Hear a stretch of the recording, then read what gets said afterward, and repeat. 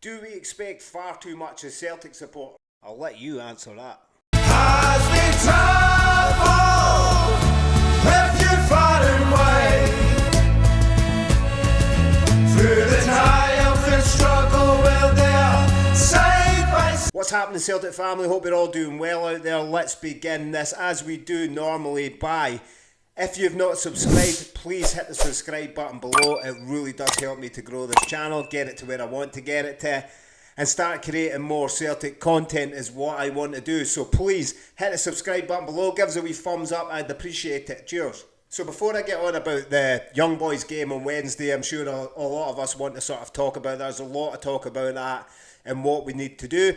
But before I get on to that, I came across something today that I don't normally watch. It's the Daily Record Hotline, the podcast or whatever it is that they do. I don't really listen or watch anything that the Daily Rangers has to go on about. But today it came up on my For You page on TikTok and I watched a wee bit. I want you to watch this and I want you to give me your honest opinion, because this is what this channel's about. It's about people coming on, people leaving in the comment section, me coming on here and giving my honest opinion.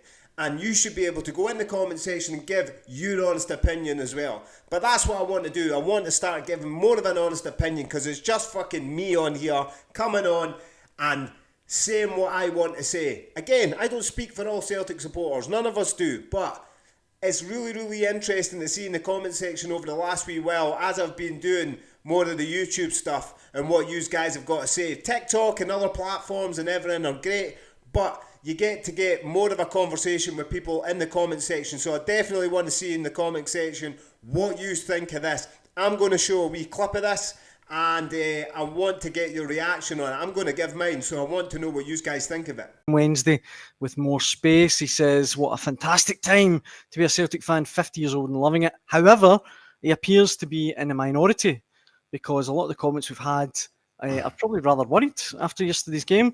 David Bryce, Celtic limped through to the next round with another woeful performance against Kelly.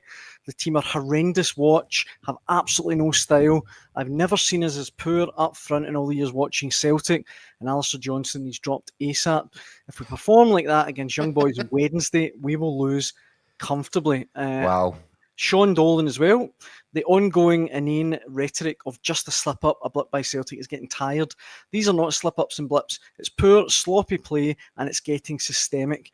Any high press against Celtic is a winning strategy.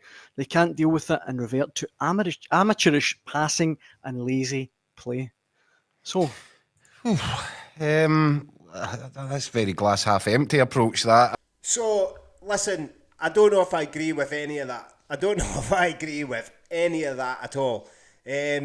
Celtic, we all know there's been a drop-off. We get it. We understand it. Everybody knows that there's been a drop-off.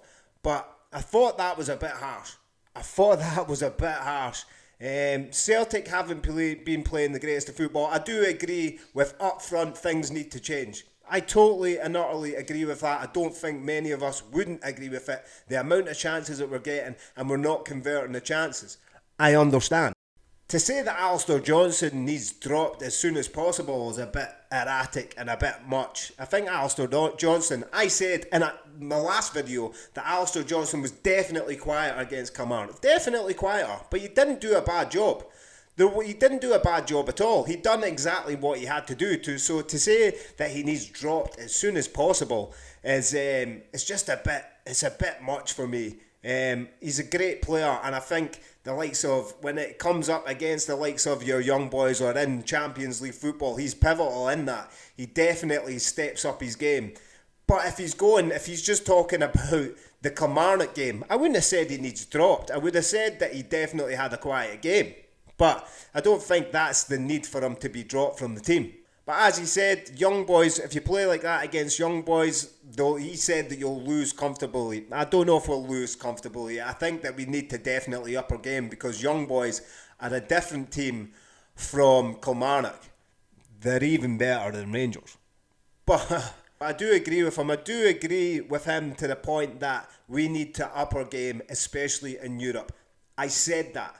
I said after the game against Kilmarnock that if we don't take our chances, if you do that in Europe, you will get murdered for it. And that I stick by. You have to take these chances. When it comes to what he's talking about, the forward line not doing what they're supposed to be doing, I get it. But there's other players in the team that are doing it. And I know we don't all want to be going, but we shouldn't have to be relying on our defenders or our midfield or our wingers. If we've got two strikers there who we know are good, who should be scoring more goals. And to that point, I understand what you're saying. I get what you're saying. But still, it just shows that we can create goals and get goals from other aspects of the park, from other positions in the park. We can score from them. Callum McGregor's scoring a lot more than he used to. He's taking more chances. He's banging the ball from outside the box and he's getting his rewards from it. Not all the time, but he does get it. We've got Kyogo, who's just starting to come back into a bit of form because, as I've said, he's definitely not been on form. I thought in Kilmarnock, okay, he didn't score, but he was all over the park. He was back defending when he had to. He was creating chances. He was running in behind the defenders. And I blame him not scoring or not getting as much of the ball for not getting the service. Because I'm not going to sit here and start blowing smoke up Kyogo's ass because I've done nothing but slate him this season. Now, as I keep saying on this, I don't think Kyogo is a bad player, and I don't think a lot of these players on there, like Rio Itai, is a bad player. They are just having a shit season. Let's be honest. They are. They're having a shit season. But looking at another one of the comments there, it's just going on about this is not a slip up or a blip. It's getting tired of making these excuses. No slip ups and blips. It's poor, sloppy play and it's getting systemic. I don't know if it's poor, sloppy play. I don't know if I agree with that. I don't understand what he's getting at, especially after that. This is all came after that Kilmarnock performance. And as I've stated on it, that we created enough chances to really put Kilmarnock to bed. And that I agree with, that we need to be clinical. There was plenty of opportunities for us to absolutely run riot on Kilmarnock and we didn't take it. So for that, I understand what you're saying, but you're going on about we've had a couple of poor performances throughout the whole season.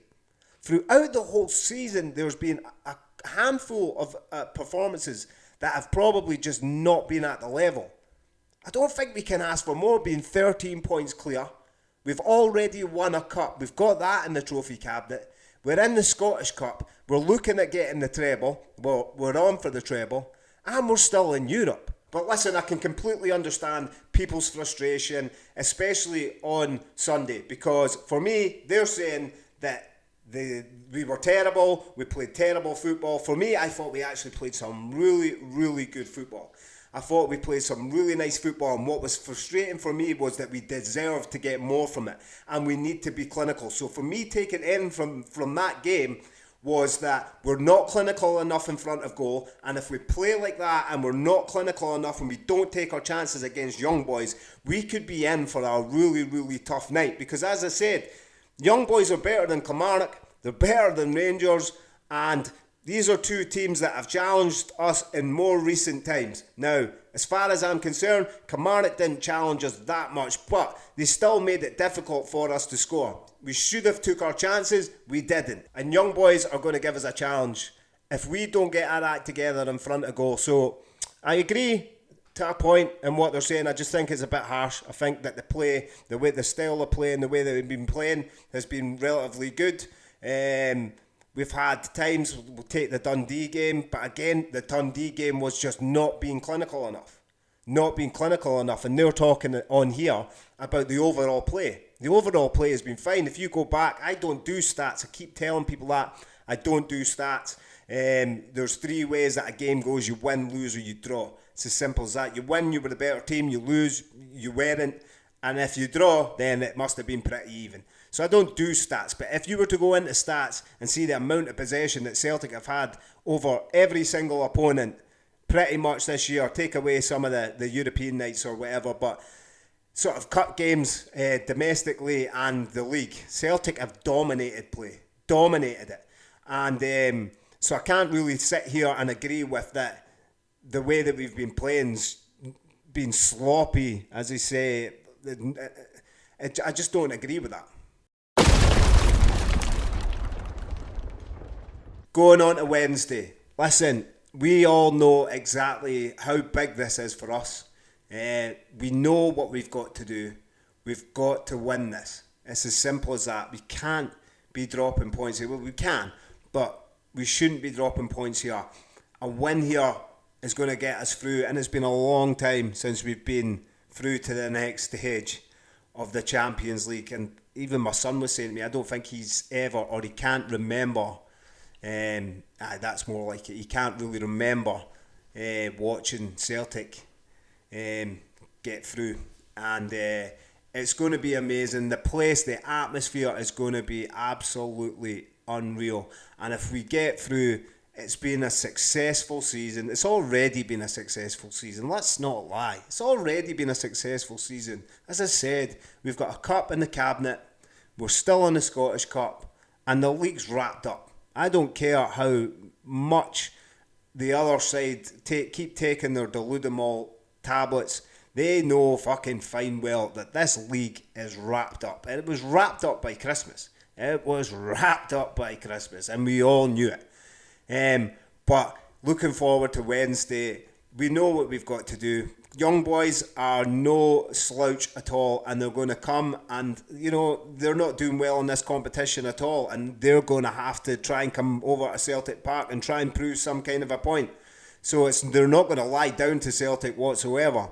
But there's no point in sitting here and going on about the team and what the team need to do. The team know exactly what they need to do, and us as Celtic supporters inside that ground, we know exactly what we need to do as well. We need to make it as uncomfortable as possible for young boys on the park, and just let them hear that atmosphere and let it absolutely overpower them. But I'm looking forward to Wednesday. Can't wait for it. And again, I've been pretty happy with the way the season's went. But let me know in the comment section if you agree with these comments that has been said on the Daily Record hotline. If you think that we have just been really, really sloppy this year, we haven't been particularly great, or if you think that we've played some good football, we've just not been clinical enough, I think that that's easy enough to see. Listen guys, you don't have to agree with me. There's loads of people on there who says, listen mate, I'm sorry, I don't need to agree. You don't need to apologise. That's why I come on here. I'm just one Celtic supporter that's sitting in front of a camera and telling people how I think and how I feel about the game or how I feel about the club.